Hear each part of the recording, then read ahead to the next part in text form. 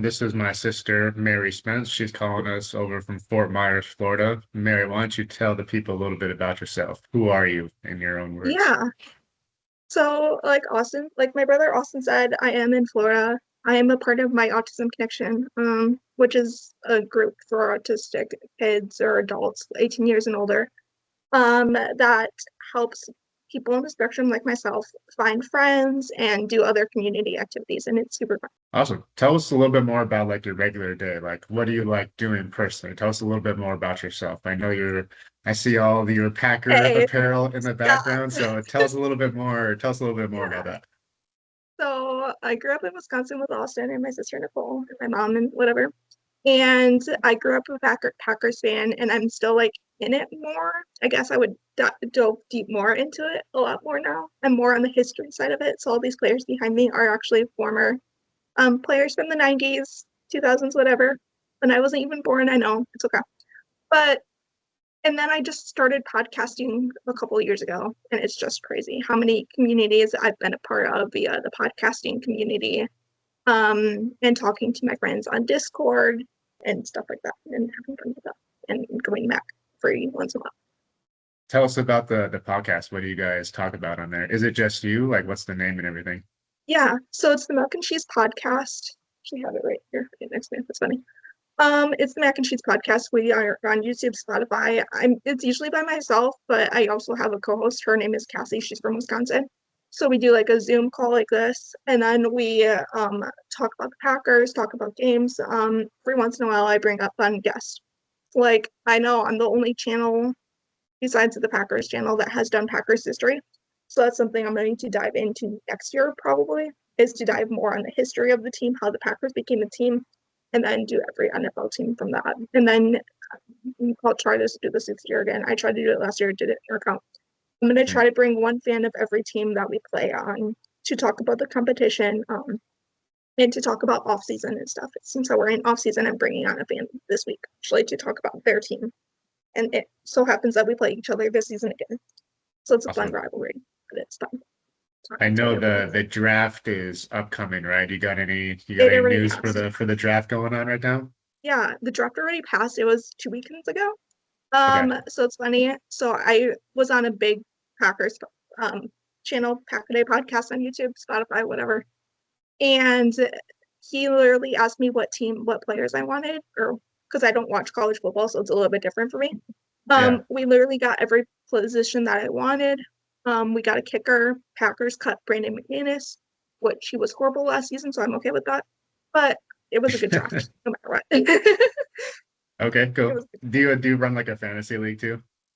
No, that's something I want to get involved with. We were talking about doing that last year for Mac, but then we just didn't. We ran out of time. Like we might do that again this year. I know Nicole did it last year, so I was helping her. Yeah. But I don't know if I would ever start my own team, knowing I have to watch all the players and do the podcasting at the same time. It's just gonna be too tough to do it. Interesting. So what makes you say that if you're watching all the players and everything? I think you would crush something like that. But the thing is, for that, you have to watch every single game, and it's Okay. physically impossible. So you have to I see, watch I see. every single game and watch the players that you dropped in specific. So if they go against the Packers, then it would be hard to root for my team because I would Okay. want to root for my team. And if I, the trick is not to do the same players on each team.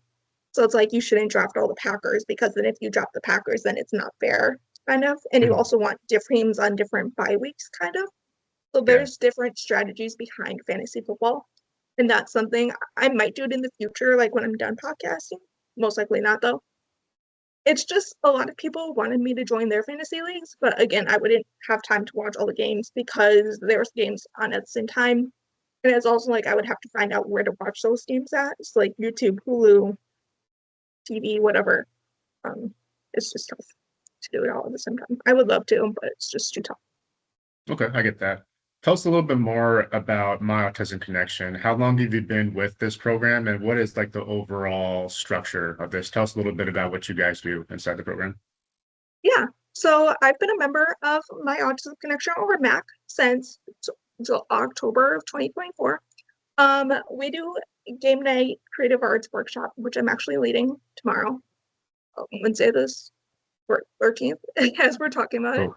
Um, we also do media nights, which I'm very active in because that's social media, that's TikTok, Instagram, Facebook, you name it. So it's all the Mhm. common.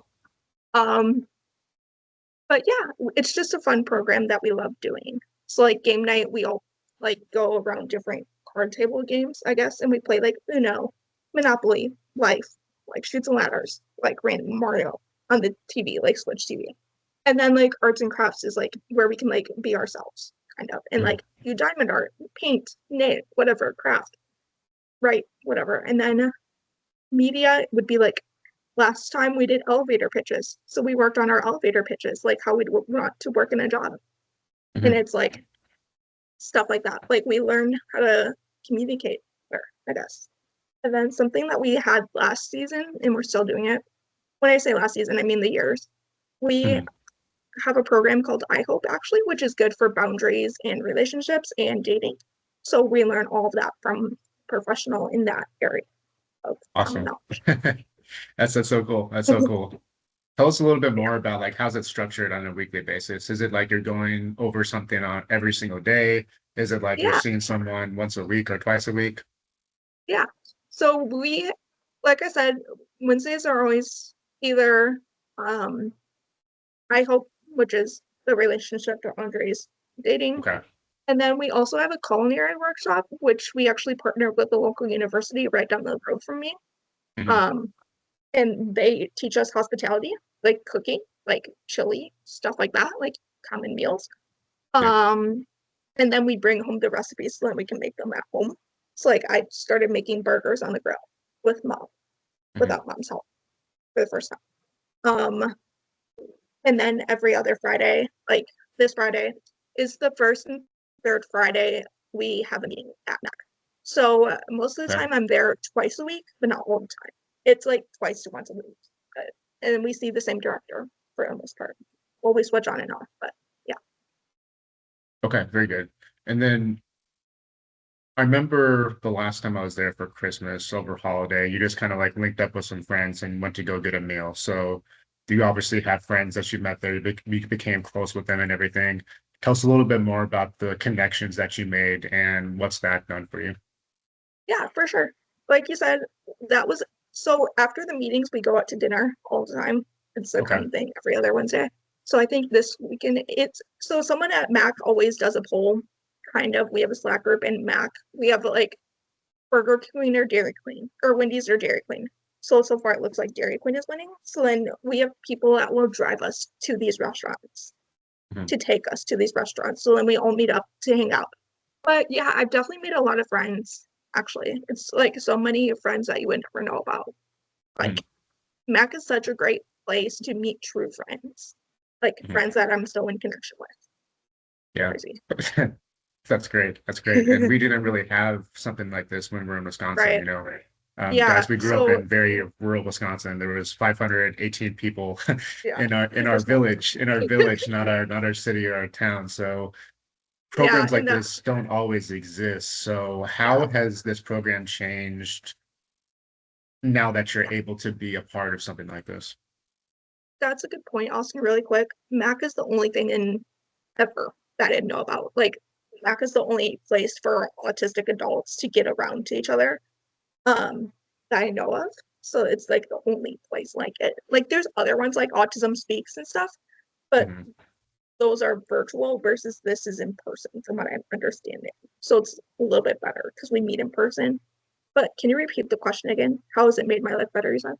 Yeah, how has Right. it changed? Because like in Wisconsin, we didn't have anything like this. So Right. how has this changed your life? Um, Like what types of benefits have you yeah, received or, gotten from where you I were would before say to where you are now? um, I would say one of the benefits is I should have mentioned this earlier, but we actually partner with our local sheriff's department every quarterly, Okay. every what twice a year, something like that, where they actually teach us how if we get stopped by a police car, we get taught how to pull over correctly, how Mhm. to hand over our license if we get in an accident, because people on the spectrum like me would be scared if they get pulled over, like if there's a cop behind you, so you don't want to be scared. So that's why we have our local sheriff's department collecting with help us. But another thing I'm learning is how to communicate well. Like, as you know, Austin, I've done communication well, but I'm learning how to do it more. Like, how to speak professionally to businesses and like doing what I'm doing here. Like, Mhm. I'm not a shy person anymore going up to companies. I feel like that's what something that Mac has taught me. I'm also learning how to like speak about Mac in a positive light. Do you have anything upcoming with the program that you're really excited about? Yeah. So something I'm doing tomorrow or the 13th of May, actually, Mhm. is that I'm co-leading artwork, I guess, for creative arts. Mhm. So I'm big with a podcaster named Tom Grossi Comedy. He's doing 30 and 30 again, where he went to every single NFL stadium in 30 days. So what I try to do when I meet him is I bring a poster and have all his community sign it as well. So something that I'm doing this year, and I kind of did it the same last year when I met him at the NFL draft in Lambeau. Mhm. Um, I had I'm so far, we're having every member. When I say we, I mean I'm having help with one of our interns, um, helping me lead this craft. So we're having every one of our members, including probably myself, draw a little picture or something, and on the back of the poster or something, write what Mac means to you. Mhm. So he understands that communities are united in a sense. And then when we go to Tampa, when I go to Tampa with one of my friends, because that's the closest stadium to Fort Myers, there's Miami, which is like 3 hours away. There's Jacksonville, which is like 6 hours away. So Tampa's the closest with 2.5 hours Yeah. away. Um, we're going to also take this poster to Tampa so that his community can also sign it.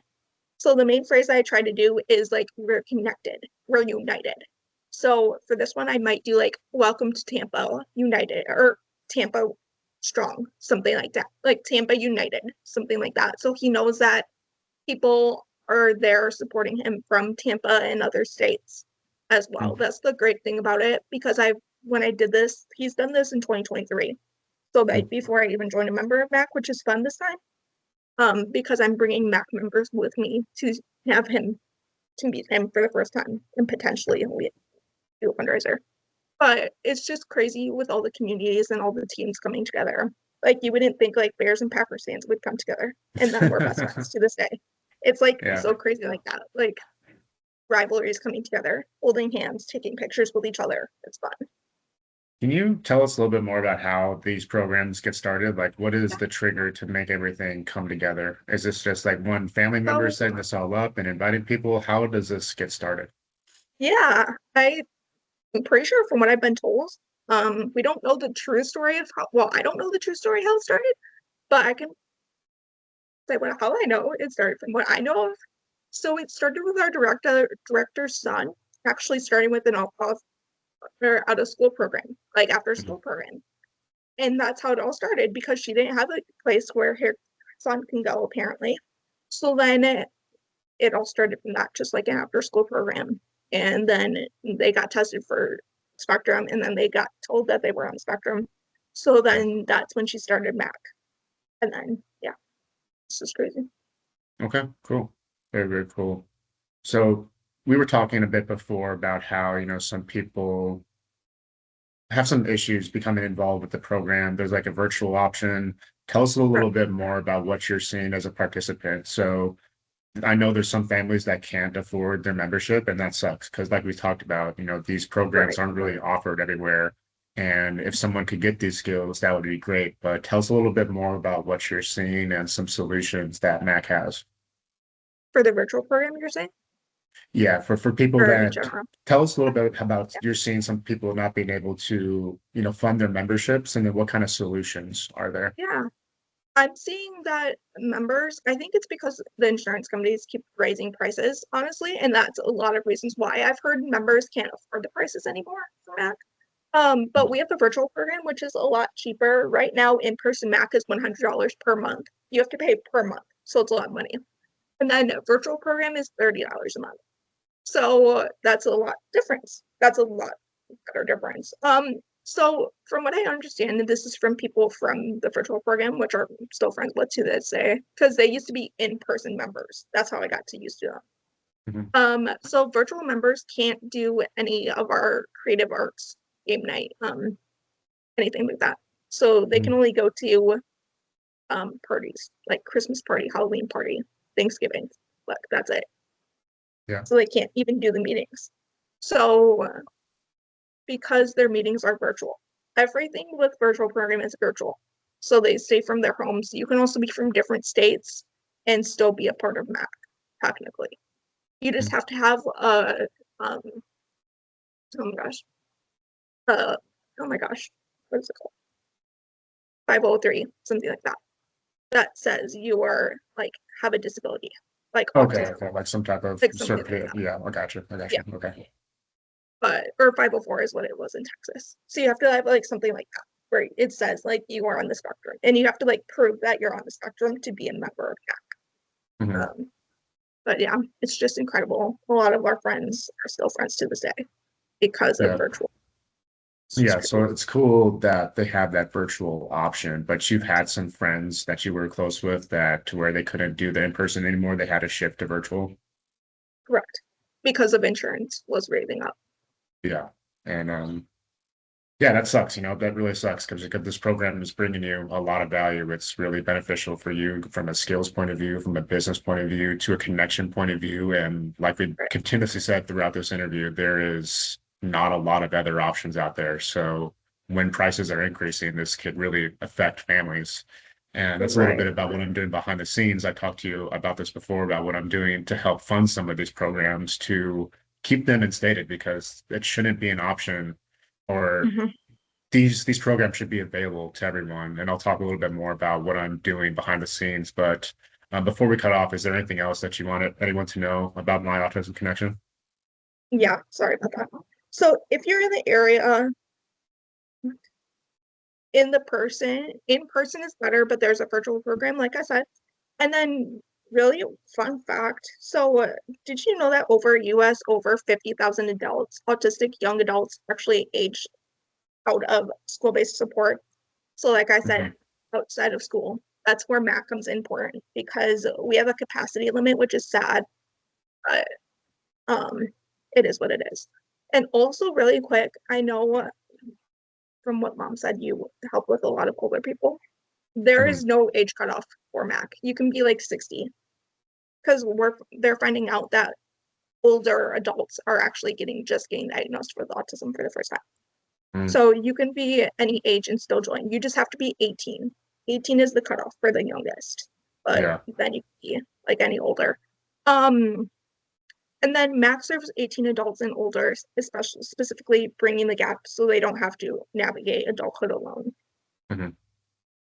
But yeah, That's awesome. That's beautiful. Yeah, I didn't know about the person cap that you guys had. That was actually new information to me. And right, just like imagine the vision if we could start multiple of these circles across the country. Like correct. these aren't too crazy complicated to get set up, but funding tends to be an issue and just the knowledge of actually what to do to get started. So hopefully that's something Yeah, we can work together on and put the word yeah, out there on how to do this and how to fund this in some really efficient ways. But yeah, I really anything else that you want to talk about before we yep, close off? nope, Okay. that's it. Okay, cool. Well, hey, I really appreciate your time. We'll do Yeah, several of these throughout the next couple of years and whatever. But yeah, that's this was good. fun. Hey, so that was reality. That was an interview with my sister Mary, and I want to go into a little bit more depth about what I'm doing behind the scenes and my vision to actually fund some of these programs. So, high level, kind of bird's eye view of what I'm doing. It's encapsulated by the Rockefeller Method. So, for those of you that don't know, the Rockefeller Method is a tiered system. It's trusts, high level, which hold holding companies, and then holding companies hold different assets. The most important asset in that chain is optimally structured and funded whole life insurance. If you're confused on what that is, watch some of my other videos, but this is the main thing you got to know. So when someone dies with their life insurance, that death benefit is paid into the trust system. In the output product there, the so what is really you become a privatized bank and you could set the rules and regulations on that trust. So you've heard of trust fund kids before. You can control what that trust does. And for example, I could say no more than X% of that trust money is going to go away, is going to go towards a certain cause over a certain amount of time period. You could flex the rules and regulations on your trust. So, case in point, what I'm doing, I have multiple life insurance policies on myself. Some of those life insurance policy death benefits will be put inside of a trust. I set the rules and regulations on that trust to be funded for programs like MAC and for programs that are doing a similar thing for the martial arts community. I've mentioned before, very passionate about jiu-jitsu and what's that done for me personally. So case in point, let's say you're a high level black belt from a really messed up area. You know, you got shit on for your entire life, but you want to start up your gym. Well, you could take from my trust system at a 0% loan, at a 1% loan, or just in grant form so you could get to your why quicker. Another case in point with Mac. So we talked about how some of those families need and want memberships, but it's not available. Well, they could take from my trust system and I could fund Mac for literally forever. Truly, that is something that I could do with some of these programs or with some of these structures if they're structured in the right way. And this could be done on scale. In fact, this used to be done in previous generations, but we forgot about it. We are a country with amnesia. We used to have privatized economies. We used to have communities that actually took care of each other, but we lost it. We lost it through this time period that we went in. We have to analyze what happened from 1950 to 1985. We have the creation of government accounts. We have the creation of mutual funds. We have the continued growth of the asset management industrial complex that continues to drive us down to depths that we didn't even know were possible. And now, more than ever, we are all cognizant of what is actually going on behind the scenes. Our tax dollars are not going to where we think they are going. They are going to fund the things that we are both pissed off about in the news. That is where your tax dollars are going. So what I'm trying to do behind the scenes with all this, again, I have no social media training. I have no marketing background. I'm a former Army officer. This is my West Point diploma. That is my background. So, but I have a very important why and I have a very cool why. So I'm trying to put what I'm doing behind the scenes out there and show people how we could go back to what we did before, how you could take care of your family and your community.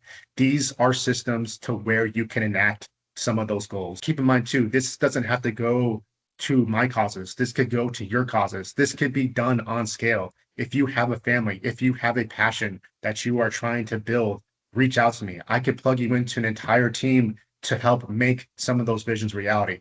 And this is what I'm doing behind the scenes. Not only is it a education system, it is a case study to me doing this in real time. So if this resonates for you, I hope it did. Send it to someone. I have no background in this. I'm just trying to put my message out there and I hope that it sticks. I don't know what I'm doing on social media, but I have a why and I know other people have just as important whys. And I know that we can make some of those be pulled into reality quicker with some of these systems. So I hope you like this. I'm going to be doing more of these types of interviews, but thank you for your time and I really do appreciate you. So peace.